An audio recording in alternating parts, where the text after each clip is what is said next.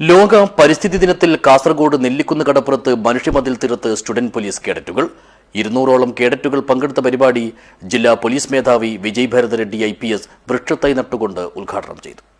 This news sponsored by ഗുണമേന്മയോട് കൂടിയ ഉൽപ്പന്നങ്ങൾ മിതമായ നിരക്കിൽ Sreekrishna hardwares MG road Kasaragod.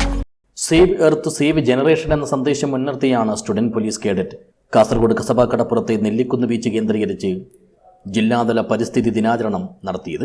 Kasaragod government higher secondary സ്കൂളിലെയും തൻബീഹുൽ ഇസ്ലാം ഹയർ സെക്കൻഡറി സ്കൂളിലെയും തളങ്കര വൊക്കേഷണൽ ഹയർ സെക്കൻഡറി സ്കൂളിലെയും 200ഓളം വരുന്ന കേഡറ്റുകൾ പങ്കെടുത്ത പരിപാടി ജില്ലാ പോലീസ് മേധാവി വിജയ് ഭാരത് റെഡ്ഡി IPS പ്ലാവിൻ തൈ നട്ടുകൊണ്ട് ഉദ്ഘാടനം ചെയ്തു. Assistant superintendent of police Achyut Ashok IPS, Kasaragod നഗരസഭാ chairperson Shahina Saleem, standing committee അധ്യക്ഷരായ മെഹറുനിസ ഹമീദ്, ഷമീന മുജീബ്, നഗരസഭാ അംഗങ്ങൾ, ആരോഗ്യ വിഭാഗം ഉദ്യോഗസ്ഥർ, SPC additional nodal officer PK Ramakrishnan, Janamaithri additional nodal officer K Sasidharan, Kurumba Bhagavathi ക്ഷേത്രം ഭാരവാഹികൾ, 75 മേറ്റ്സ് ഭാരവാഹികൾ തുടങ്ങിയവർ സംബന്ധിച്ചു. 75 മേറ്റ്സ് അംഗങ്ങൾ ചെടികൾക്ക് കന്നുകാലികളിൽ നിന്ന് രക്ഷ നേടുന്നതിനുള്ള ഗ്രിൽസും സ്ഥാപിച്ചു. സ്റ്റുഡന്റ് പോലീസ് കേഡറ്റുകളുള്ള ജില്ലയിലെ 45 വിദ്യാലയങ്ങളിലും സേവ് എർത്ത് സേവ് ജനറേഷൻ എന്ന പേരിൽ പരിസ്ഥിതി ദിനാചരണം നടത്തി. ജൂൺ 5 പരിസ്ഥിതി ദിനവുമായി ബന്ധപ്പെട്ട് കാസർഗോഡ് തൻബീഹുൽ സ്കൂൾ, അതുപോലെ തന്നെ Kasaragod government high school, Thalangara high school, ഇത്രയും സ്കൂളുകളിലെ 200ഓളം SPC കാഡറ്റ്സുകളും അധ്യാപകരും പോലീസുകാരും, അതുപോലെ തന്നെ കാസർഗോഡ് മുസ്ലിം ഹൈസ്കൂളിലെ 75 മെയ്റ്റ്സ് കൂട്ടായ്മയും കൂടി കാസർഗോഡ് നെല്ലിക്കുന്ന് ബീച്ച് ക്ലീൻ ചെയ്യുകയും അതുപോലെ തന്നെ മരം പ്ലാന്റ് ചെയ്യുകയും ചെയ്തു. ബഹുമാനപ്പെട്ട SP സാറ്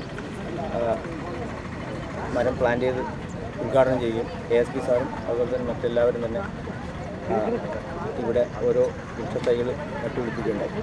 മരത്തൈകൾ നട്ടുപിടിപ്പിക്കുക മാത്രമല്ല, നിലവിലുള്ള മരങ്ങളെ സംരക്ഷിക്കുന്നതിനാവശ്യമായ മുൻകരുതലുകൾ കൈക്കൊള്ളുകയും സ്കൂൾ പരിസരത്തുള്ള കുളങ്ങൾ, തോടുകൾ, അരുവികൾ, പള്ളങ്ങൾ, വനങ്ങൾ എന്നിവ സന്ദർശിച്ച് ഇവിടെയെല്ലാമുള്ള മാലിന്യങ്ങളും കേഡറ്റുകൾ നീക്കം ചെയ്തു.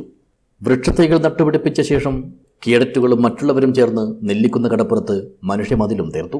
ഇങ്ങനെയുള്ള വ്യത്യസ്തങ്ങളായ പരിപാടികളിലൂടെ Kasaragod social policing division student police കേഡറ്റിന്റെ പ്രവർത്തനങ്ങൾ കൂടുതൽ ജനകീയമാക്കുന്നതിനും പദ്ധതി കൂടുതൽ പ്രാധാന്യത്തോടെ ജനങ്ങളിൽ എത്തിക്കുന്നതിനുമാണ് ശ്രമിച്ചുകൊണ്ടിരിക്കുന്നത്. കസബ കടപ്പുറത്തെ തെരഞ്ഞെടുക്കപ്പെട്ട മേഖലയിലെ മുഴുവൻ പ്ലാസ്റ്റിക് മാലിന്യങ്ങളും കേഡറ്റുകൾ ശേഖരിക്കുകയും അവ നിർമ്മാർജ്ജനം ചെയ്യുന്നതിനായി മുനിസിപ്പൽ കോർപ്പറേഷന്റെ വാഹനത്തിൽ കയറ്റി അയക്കുകയും ചെയ്തു.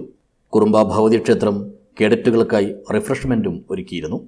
അതേസമയം സ്റ്റുഡന്റ് പോലീസ് കേഡറ്റിലേക്ക് കുട്ടികളെ പുതുതായി ചേർക്കുന്നതിനുള്ള അപേക്ഷാ ഫോറം ജൂൺ 9 മുമ്പ് സമർപ്പിക്കണമെന്നാണ് സംസ്ഥാന ഡയറക്ടറേറ്റ് നിർദ്ദേശിച്ചിരിക്കുന്നത്.